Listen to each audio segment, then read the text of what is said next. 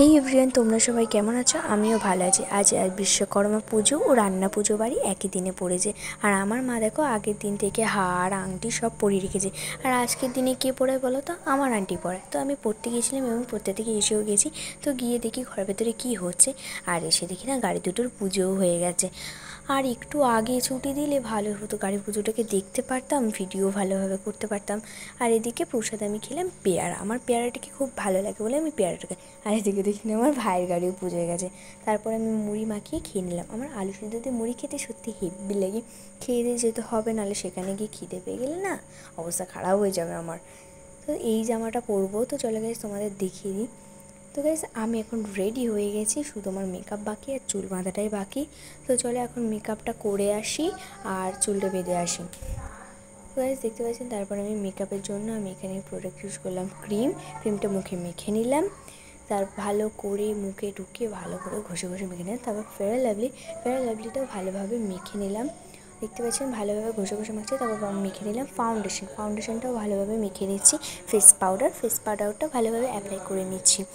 তারপর আমি মাখবো হাইলাইটারটাও ভালোভাবে গালগুলো লাল করে নিয়েছি।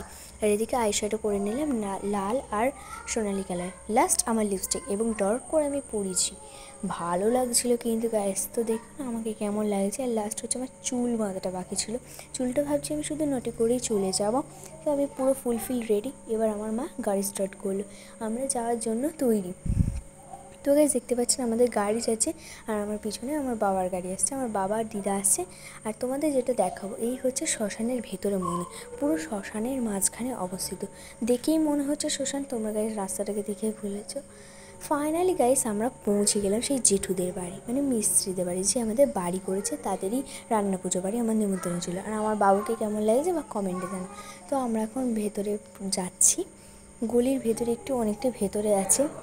তো আমার মা সামনে রয়েছে, সামনে মিষ্টি হাতে নিয়ে যাচ্ছে। আর এই হচ্ছে সেই জেঠুদের বাড়ি। গাইস তারপর ভেতরে ঢুকলাম, মায়েরও গল্প করছে আর আমি এখানে খাটের উপরে বসে ভিডিও করছি।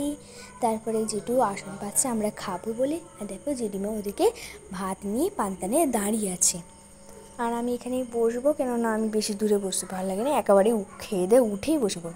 কত কিছু দিয়েছে দেখো, মানে মেনুগুলোর নাম আমি বলতেই পারছি না। মাছ ভাজা থেকে চিংড়ি ভাজা থেকে শুরু করে আর কত কি। আমি একটা চিংড়ি তুলে খেয়ে নিলাম, আর এদিকে আমার খাওয়াটাও কমপ্লিট হয়ে গেল। সত্যি হেভি লাগলো খেতে। আর লাস্টে একটা পিঠে নিয়ে খেয়েও ফেললাম সেটাকে। তো তারপরে যাই উপরে ছোটো ঘরের মধ্যেই অনেক কিছু জিনিস আছে। তো এখানে দুটো পাশাপাশি ঘর। আর তারপরে নিচে এসে দেখি না আমার মা আরও রেডি হয়ে গেছে যাওয়ার জন্য। আর কি করব, থেকে আর কোনো লাভও নেই। তো আমরা এখন বেরিয়ে যাই। তো চলো আমি হেঁটে এখন রাস্তায় উঠছি। তারপর আমার মা আরও গাড়ি আরও নিয়ে পার্কিং করে তারপর চলে যাচ্ছি। তো গাইস চলো টাটা, আবার তোমাদের সাথে দেখা হবে। এর গাইস দেখতে পাচ্ছেন আমার মা আসছে, আর এদিকে আমার বাবা আসে না বলে আমার মা দাঁড়িয়েছে। তারপর আমার বাবা এলো, আর আমরা মন্দিরের কাছে ঢুকেই গেলাম, বাড়ির রাস্তায় ঢুকেই গেলাম। আর এই যে সামনে যে স্কুলটা দেখেছি, প্রাইমারি স্কুলে আমিও পড়েছি। আর এখানে দেখতে পাচ্ছেন দুর্গাপুজোর প্যান্ডেল চলছে। তো তোমাদের যেখানে ঠাকুরটা তৈরি হয় সেই ঠাকুরটা তোমাদের দেখাচ্ছি। মাঠ ভরে খেলা করে কতই কি না হয়। আর এইখানে সেই ঠাকুরটি তৈরি হয়, দেখতে পাচ্ছেন এখনও ফুলফিল তৈরি হয়নি, সবাই মাটি লেপন করা হয়েছে।